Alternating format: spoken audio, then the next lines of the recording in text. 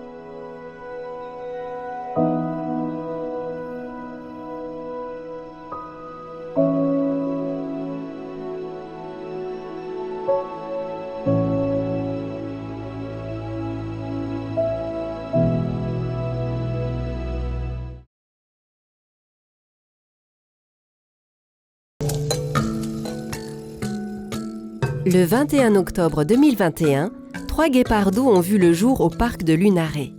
Demba, le mâle, Douma et Djéouti, les femelles, sont nés de l'accouplement de Bastet, la mère née au parc en 2018, et de Hakin, le père qui vient du safari de Pogre en Ardèche. Au parc de Lunaré, la mise bas et l'élevage des petits se font dans la loge de la femelle, où aura été installé un nid dans lequel les petits vont vivre les premières semaines de leur vie.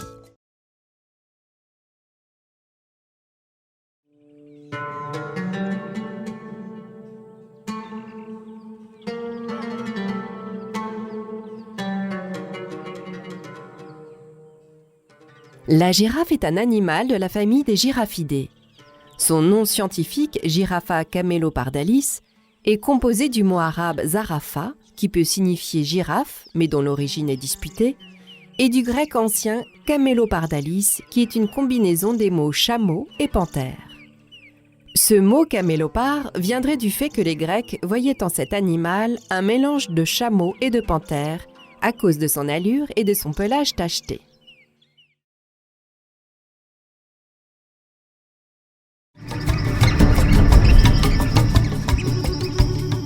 Le tama noir, ou grand fourmilier, Myrmecophaga tridactyla, fait partie de la famille des Myrmécophagidés qui signifie mangeur de fourmis. On le trouve uniquement en Amérique centrale et Amérique du Sud. Le caïman à lunettes est une espèce de taille moyenne. Les femelles ne mesurent en général pas plus de 1,40 m et les plus gros mâles adultes 2 à 2,50 m. Le caïman à lunettes vit en général dans des eaux douces à l'intérieur des terres, à proximité de forêts humides, savanes et marécages.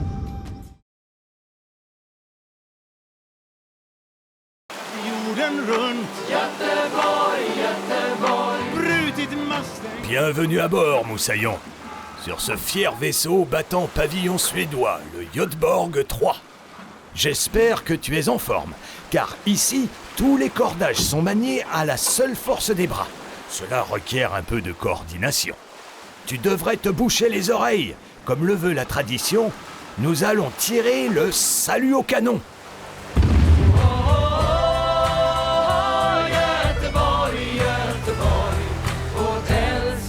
Que les vents nous soient favorables et que la fortune sourie à notre équipage.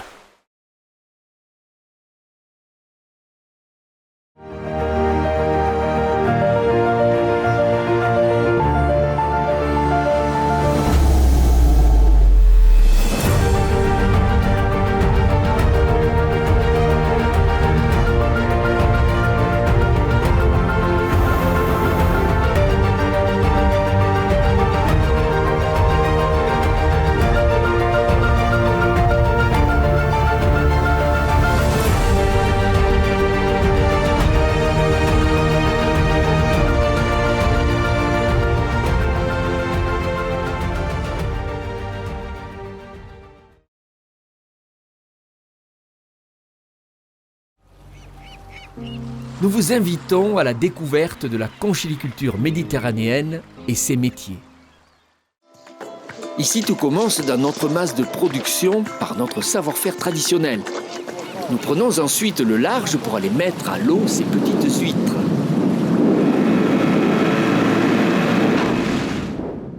Ces huîtres resteront environ 1 an en immersion sous les tables de production jusqu'à la fin de leur croissance dans ces écosystèmes d'exception. Cet élevage, sur corde et sur table, est bel et bien l'ADN de la conchiliculture du sud de la France. Bienvenue dans un lieu généralement inaccessible au public pour des raisons sanitaires, une écloserie marine qui produit des juvéniles de poissons. Fonctionnant en circuit fermé, tout est fait pour limiter le risque d'infection de l'élevage.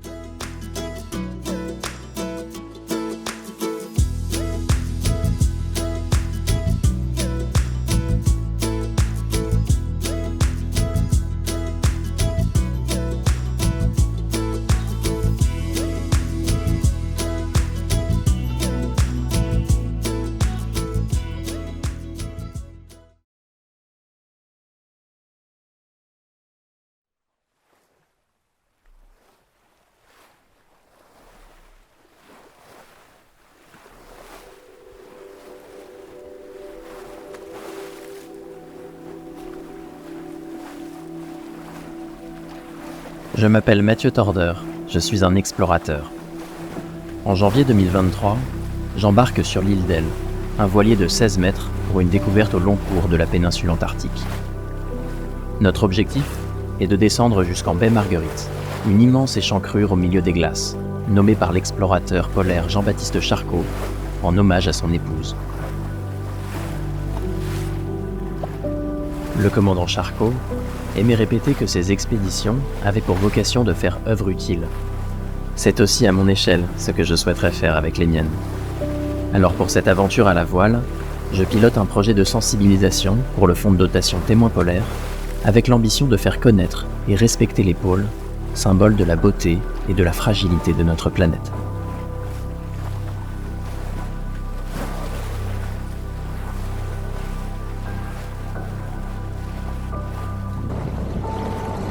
Exceptionnellement, nous sommes parvenus à nous faufiler à travers ces étendues d'eau, normalement infranchissables à cause de la glace.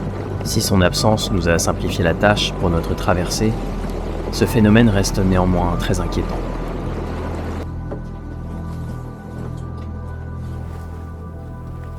Naviguer en péninsule antarctique demande une vraie connaissance de la mer, de la météo et de la glace.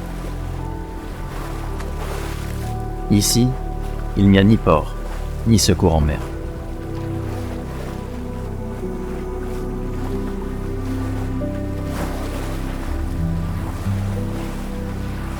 Évoluer dans les glaces de l'Antarctique est un défi extraordinaire en raison des conditions environnementales rigoureuses.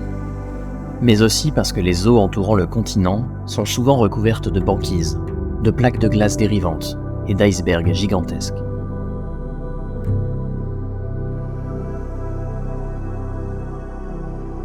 La navigation à travers ces obstacles demande donc une attention constante et une capacité à manœuvrer avec précaution.